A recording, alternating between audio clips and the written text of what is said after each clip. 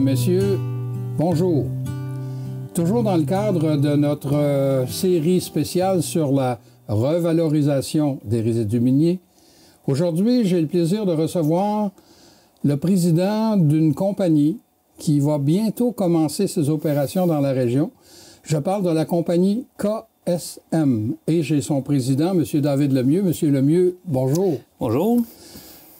KSM, qu'est-ce que ça veut dire, ça? Est-ce qu'il y a une signification avec ces trois lettres-là? Oui, KSM, comme je vais vous expliquer, on est dans la production de fertilisants à base de potassium. Donc, K, c'est le symbole chimique du potassium. Ah oui. Donc, KSM, c'est pour le potassium, le soufre et le magnésium. C'est au cœur des fertilisants qu'on va produire. Bon. On parle de, justement, vous êtes une entreprise qui allait fabriquer, est-ce qu'on peut dire ça, des fertilisants? Oui, exactement. Donc, l'usine KSM, on est en pleine construction de notre usine à Tring-Jonction, sur le site de l'ancienne mine Carré. C'est un site qu'on a acquis en 2021. Puis, officiellement, on est en construction depuis le mois d'août 2023, donc un peu plus d'un an maintenant. Construction va bien. On prévoit le démarrage des opérations au printemps 2025. Mais comment ça se fait qu'un individu comme vous devenez président d'une compagnie comme KSM qui va fabriquer des fertilisants? Oui. Bien, moi, à la base, je suis ingénieur chimique de formation. Donc, de là un peu le nom de la compagnie aussi, avec les symboles chimiques. KSM, c'est une entreprise que j'ai fondée, en fait, que j'ai cofondée en 2017 avec mon collègue Jean-Marc Lalancette, qui est chimiste de formation. Ça fait une vingtaine d'années que je travaille avec M. Lalancette sur différents projets. À l'époque, on travaillait ensemble chez Dundee, Dundee Technologies Durables, qui est installé... Qui est à Black Lake, là, dans les anciens locaux de la mine BC, hein, c'est ça? Exactement, bon, ouais, okay. Dans l'ancienne BC1. Donc, l'origine du procédé puis des brevets de KSM, ça a été développé chez Dundee. Dundee avait d'autres activités. Donc, en 2017, moi et Jean-Marc, on a racheté la propriété intellectuelle qui était alors chez Dundee. On l'a mis dans une nouvelle compagnie qui s'appelle KSM. On a développé un nouveau groupe d'actionnaires autour de nous autres pour finir le développement de la technologie comme telle, pour ultimement arriver, comme je disais l'année dernière, avec le financement qu'on avait annoncé aussi l'année dernière, de 70 millions pour la construction de l'usine qui nous occupe maintenant. Quand on parle de M. Jean-Marc Lalancette, est-ce que c'est le même M. Lalancette qui a travaillé au sein de la Société nationale de l'amiante dans les années 80? Oui, c'est le même M. Lalancette. Jean-Marc, c'est une force de la nature. Il est en arrière de 150 brevets environ, une cinquantaine d'années que Jean-Marc fait de la chimie. Ça a commencé à l'Université de Sherbrooke, c'est là qu'on s'est connus. Moi, j'ai fait mon bac en génie chimique. J'avais fait des stages dans le laboratoire de Jean-Marc. Est-ce que vous avez fait des laboratoires à la SNA? C'était pas la SNA dans le temps. Quand j'ai fait mes études, moi, c'était fin des années 90, là, 99, c'était 2000. Dépassé, là, OK. Puis on a toujours gardé contact. Puis en 2006, là, il y avait un projet qui a mené à Dundee, là, qui partait à BC1, à British Canadian 1. Donc Jean-Marc m'avait rappelé pour venir monter une équipe. Puis c'est comme ça que je suis revenu dans la région. Alors, quand on dit M. Lalancette, on se trompe pas quand on dit que c'est un spécialiste dans le domaine minéral. Ça fait longtemps. Quand je dis spécialiste, là, c'est un petit mot. Oui, Jean-Marc, il connaît ça, les résidus miniers, il connaît ça beaucoup. Il a travaillé dans la plupart des projets de valorisation au fil des années. Les Sables Olimag, qui est en opération depuis une quarantaine d'années à Thetford, c'est une entreprise qui est issue de brevets qui avait été développée par Jean-Marc et son équipe à l'époque de la SNA, justement. Oui. Et moi, j'ai souvenir aussi dans le secteur de Danville, il y avait une compagnie, puis tout à l'heure, on en a parlé un petit peu avant le début de l'émission, là, puis ça s'appelle Industrie 3R ou quelque chose de genre. Ouais. Ils faisaient un fil ignifuge, en tout cas, Ouais. à base d'amiante. Oui. Jean-Marc a toujours été dans la recherche et développement. Fait que c'était des projets qui ont mené à plusieurs entreprises pour la valorisation, soit de l'amiante dans le temps, là, dans les années 70, quand c'était populaire. Puis ensuite, les décennies suivantes, beaucoup autour de la revalorisation des résidus miniers, donc autour du magnésium, du nickel qu'il y a dans les résidus miniers là, qui sont abondants dans notre région. Et là, vous autres, KSM, vous êtes maintenant propriétaire des installations ou du territoire qui appartenait à la Carré? En partenariat. En partenariat avec 3R Minéral, qui est propriétaire du site. Nous, on est locataire à très long terme. Ah, bon, donc, bon, on occupe le site depuis un peu plus d'1 an maintenant. Puis, comme je dis, on est en construction de l'usine. Là. Présentement, on est environ aux 2/3 de la construction de compléter, puis on s'enligne vers un démarrage au printemps prochain. Au printemps prochain. Ouais. Mais d'ailleurs, je vais recevoir prochainement le président des 3R Minéral, là, M. Guy Bérard. Oui, Guy Bérard, partenaire de KSM depuis les tout débuts. Fait qu'on est très content des partenariats, puis de la part de 3R, puis de plusieurs autres entreprises, puis de support au niveau régional aussi, puis politique, là, pour des projets de valorisation. Quelle est la part... tantôt, on a parlé de KSM, qui veut dire potassium, soufre et magnésium. Des fertilisants. Moi, je connais pas ça, un fertilisant. Là. Oui. Mais c'est quoi la base que vous allez chercher dans les résidus miniers?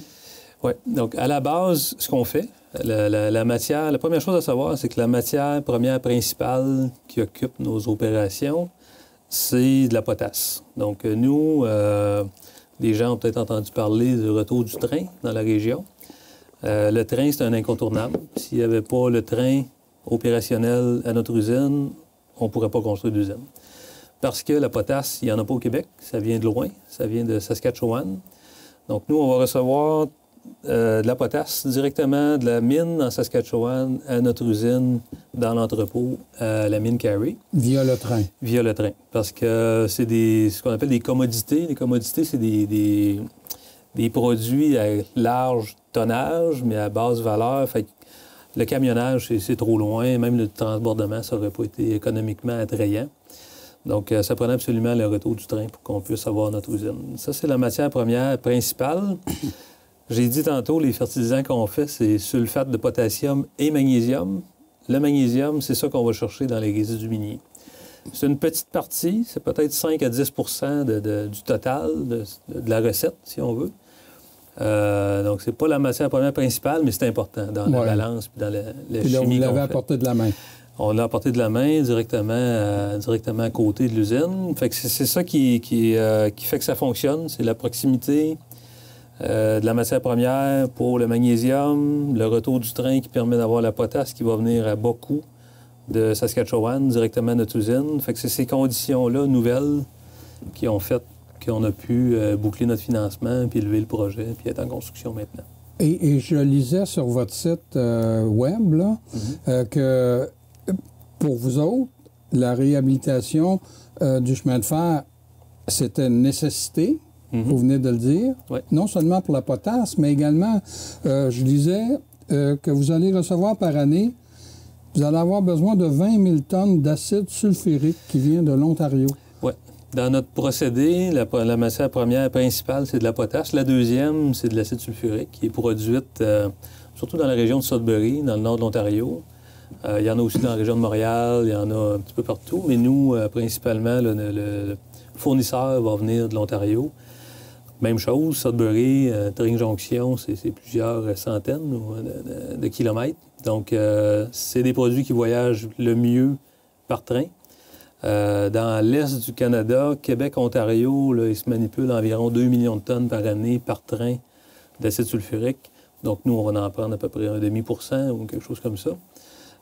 Donc, c'est déjà des produits qui sont là, qui voyagent sur le chemin de fer, mais encore faut-il l'avoir accessible à notre usine. Donc, ça prenait vraiment un alignement de ces étoiles-là là, pour qu'on puisse Oui, c'est voir le ça, jour. là.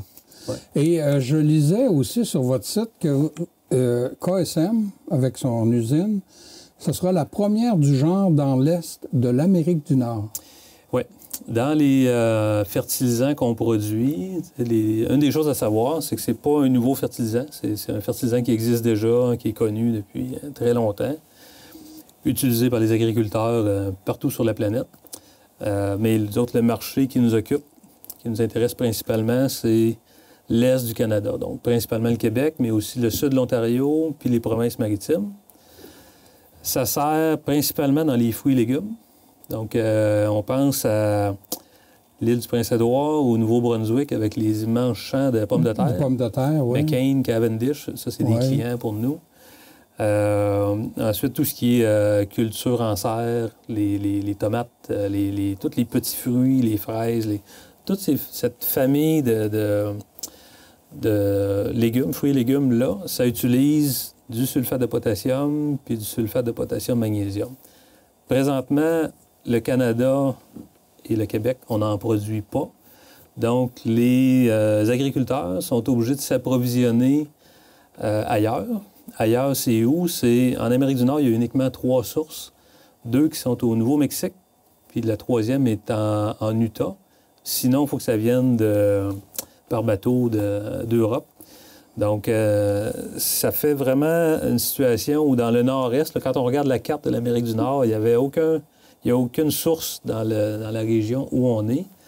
Puis ça nous donne un avantage d'environ 4000 km par rapport à notre plus proche compétiteur. Oui.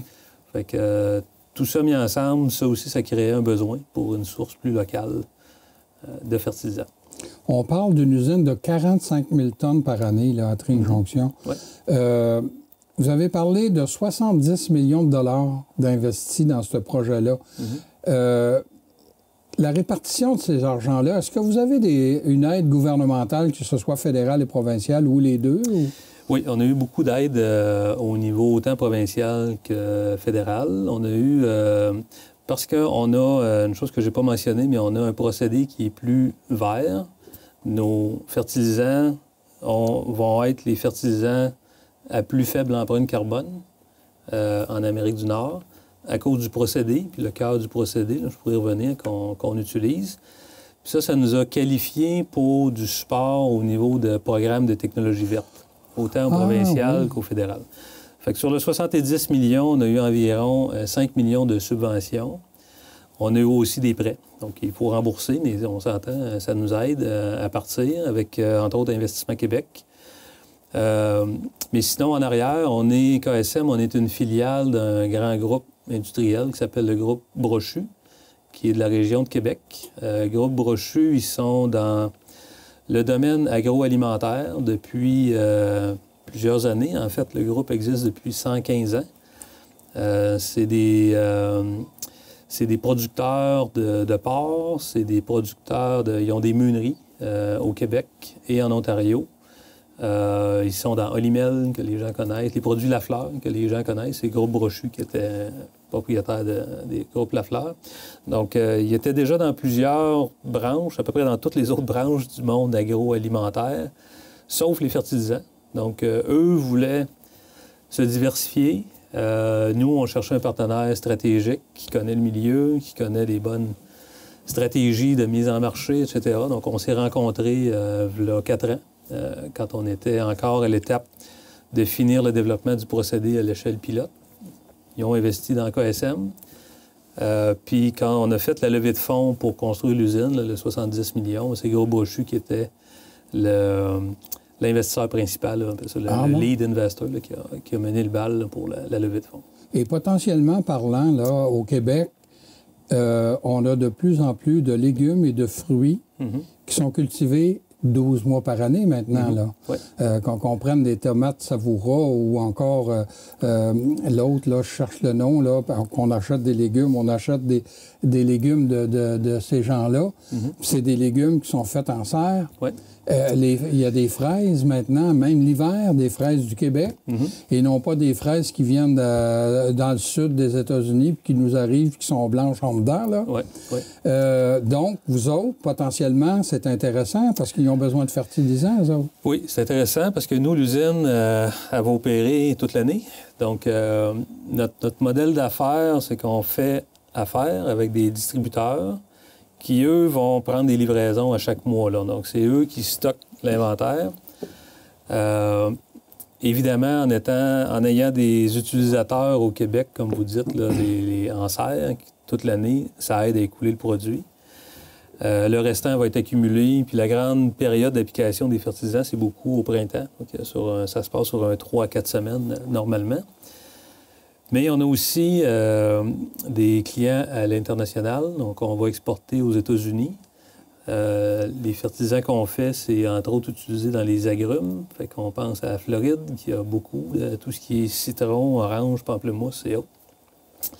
Encore là, le lien avec le train, aller exporter par camion, c'était pas économiquement attrayant. Mais avec le train, il y a une partie du produit, une partie de la production qui va pouvoir être écoulée aux États-Unis de cette façon-là. Vous avez parlé tout à l'heure que dans le 70 millions, vous avez eu des argents qui venaient d'un programme qui favorise, disons, l'écologie. Je lisais aussi que vous avez un procédé breveté qui permet une réduction de 70 des émissions de GES, oui. Des gaz à effet de serre.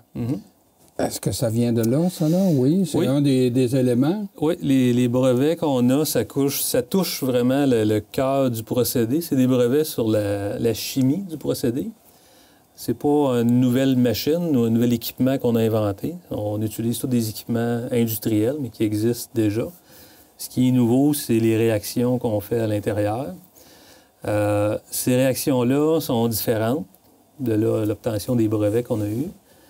Au cœur du procédé, on n'est pas les premiers à penser faire réagir de la potasse avec de l'acide sulfurique. Ça, c'est un procédé qui existe déjà. Le problème avec ce procédé-là, c'est que pour que ça fonctionne traditionnellement, il faut chauffer à très, très haute température, autour de 500-600 degrés Celsius. Quand on fait ça, bien, ça coûte cher en énergie parce qu'il faut chauffer très haut, puis il y a des acides impliqués, c'est très corrosif, ça coûte très cher en maintenance, ça prend des fours en briques, rentrer l'énergie, chauffer un four en briques à 600 degrés, bref, c'est très, très énergivore. Nous, on a trouvé une façon de limiter la température à 100 degrés Celsius. Oh mon Dieu! Donc, ça, ce que ça fait, c'est comme un effet domino. Fait qu'en étant à plus basse température, on consomme moins d'énergie. En consommant moins d'énergie, on émet moins de gaz à effet de serre. Et pour que ça fonctionne, ça prend les résidus miniers. C'est un peu l'élément secret dans la recette.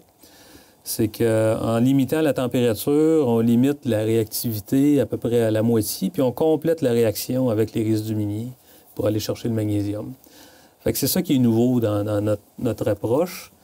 Puis on a plusieurs brevets parce qu'on a été morceler un peu l'innovation dans différentes parties critiques du procédé, ce qui fait que c'est beaucoup plus difficile ou à peu près impossible à copier par quelqu'un qui n'a pas la propriété intellectuelle. Et c'est ce qui fait que ça dit que sur votre site que vous avez 6 brevets. Mais ce qui m'amène à poser la question, c'est qui va pouvoir travailler? Pas n'importe qui là, qui va aller travailler. Là. Moi, je n'ai pas de connaissances en chimie, là. Et puis je ne suis pas ingénieur, rien, là. Je suis journaliste. Alors, moi, je ne peux pas aller travailler chez vous, d'après moi. Ce qu'on cherche, puis c'est bien que vous me posiez la question parce qu'on est en embauche présentement. Oui, on a déjà commencé à monter l'équipe. On est déjà environ 25 employés chez KSM. À terme, il faut être 65 employés. C'est une usine qui va opérer 24 heures sur 24, 7 jours sur 7. Les employés qu'on cherche, c'est beaucoup, comme vous dites, des ingénieurs au niveau technique, là, ingénieur chimique, ingénieur mécanique, pour la supervision des opérations. Puis pour ce qui est des opérations comme telles, on cherche des mécaniciens, fait que des gens qui ont un cours en mécanique industrielle ou en électromécanique. Des DEP, il y en a qui s'en donnent dans la région ici. Aussi, au niveau de l'opération de l'usine, on a quand même un assez haut niveau d'automatisation. L'usine, elle va s'opérer en bonne partie derrière un écran d'ordinateur avec une salle de contrôle. Donc, on a un type d'opérateur dans la salle de contrôle, puis on a un autre type d'opérateur plus plancher dans l'usine. Donc, on recherche des opérateurs qui ont une formation technique ou une bonne expérience en milieu industriel. Là, on a le cégep de Thetford ici, que je mentionnais, qui est une bonne source ou un bon parcours là, avec le programme de minéralurgie ou chimie minérale. Donc, ça fait des formations puis des diplômés qui ont la bonne formation pour travailler chez KSM. D'ailleurs, là-dedans, on a un partenariat avec le cégep de Thetford. On a monté un programme de formation pour nos futurs opérateurs. Puis on a un professeur du département de minéralurgie qui va venir donner de la formation chez KSM à nos futurs opérateurs. Parce que, comme on disait, c'est breveté, c'est nouveau, le procédé de KSM. Donc, il faut le montrer, il faut l'expliquer aux nouveaux employés. Fait qu'on va le faire une partie à l'interne, une partie avec un professeur comme ça du département de minéralurgie du cégep de Thetford. On a parlé tout à l'heure que vous allez créer quelques 65 emplois. Là. Et puis, il y en a déjà une vingtaine. Oui, présentement... Qu'est-ce qu'ils font, eux autres? Là? Ils participent au montage de l'usine? Exact. Donc, actuellement, parce qu'en même temps qu'on construit l'usine, KSM, on construit la compagnie aussi, parce qu'on est parti de rien. On est une filiale d'un grand groupe, mais il faut voler de nos propres ailes. Donc, présentement, on a des gens qui travaillent à monter les procédures d'opération, tout ce qui est programmation, de la salle de contrôle, etc. On a déjà des mécaniciens qui sont sur place aussi, qui participent à la construction. Fait qu'ils voient l'usine monter devant leurs yeux, ils participent. Donc, on a pensé que ça, c'était une bonne façon de former nos gens sur le tas, un peu, si on peut dire.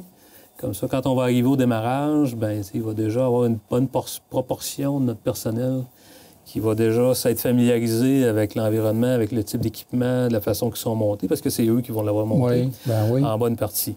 C'est sûr que le gros de la main-d'œuvre, c'est encore des contracteurs externes qui viennent pendant la construction puis qui vont repartir après.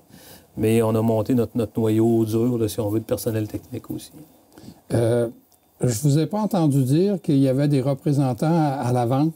Il doit en avoir, j'imagine. Oui, faut vendre le produit. Oui, c'est une bonne question. On a un représentant aux ventes, un directeur des ventes, qui est basé en Ontario. Lui, travaille à distance. Nous, on a un modèle d'affaires où on ne vend pas aux agriculteurs. On vend à des distributeurs. Okay. Donc, c'est des grands groupes qui sont dans la distribution. Donc, on a relativement un petit nombre de clients. Nous, on va avoir 4-5 clients qui vont prendre 100 % de la production. Donc, ça facilite un peu les choses de notre bord. Puis, tout le produit est vendu d'avance.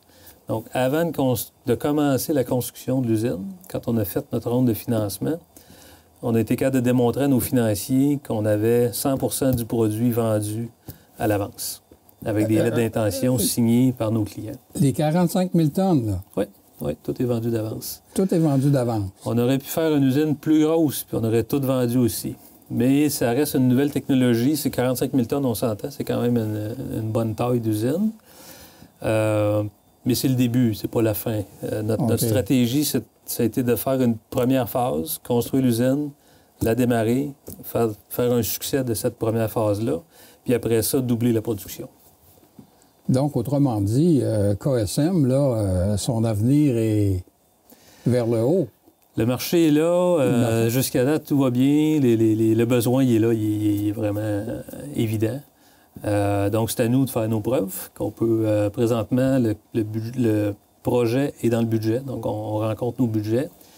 La grosse étape qui s'en vient, c'est le démarrage l'année prochaine. Un démarrage d'usine, j'en ai fait d'autres. C'est pas simple. Donc, on sait à quoi s'attendre. Ouais. Il faut faire des succès au fur et à mesure qu'on monte les marches. Puis ensuite, on pourrait se retrouver dans 2-3 ans avec un choix à faire pour monter la production. OK. Il nous reste à peine 1 minute 30. On parlait qu'il y a une phase de recrutement, là. S'il y a des gens qui nous écoutent puis qui ont les qualifications requises pour aller travailler chez vous, de quelle façon ils s'y prennent? Le plus simple, classique, directement sur notre site web, ksmfertilizers.com. Oui, il y a une section carrière. Oui, alors KSM, moi je suis allé là, puis j'ai lu tout Google, ce qu'il y avait là. On tape ça dans puis Google. effectivement, il y a une page où on a juste à remplir le formulaire. Là. Oui, donc, c'est aller d'écrire sur un moteur de recherche KSM, puis on tombe... Vous allez trouver, puis on va voir à chaque jour la section carrière de notre site Web. On en reçoit des candidatures spontanées comme ça. Plus les affichages, donc surveillés dans les réseaux sociaux, les médias locaux. On a des affichages qui courent présentement pour des postes là, actuellement. Bien, Monsieur Lemieux, merci beaucoup. Merci. Merci de l'invitation. Alors, chers amis, j'avais le plaisir de recevoir le président d'une compagnie qui va commencer ses opérations au printemps 2025. J'avais à mes côtés M. David Lemieux, président de KSM. Je vous invite à nous revenir la semaine prochaine.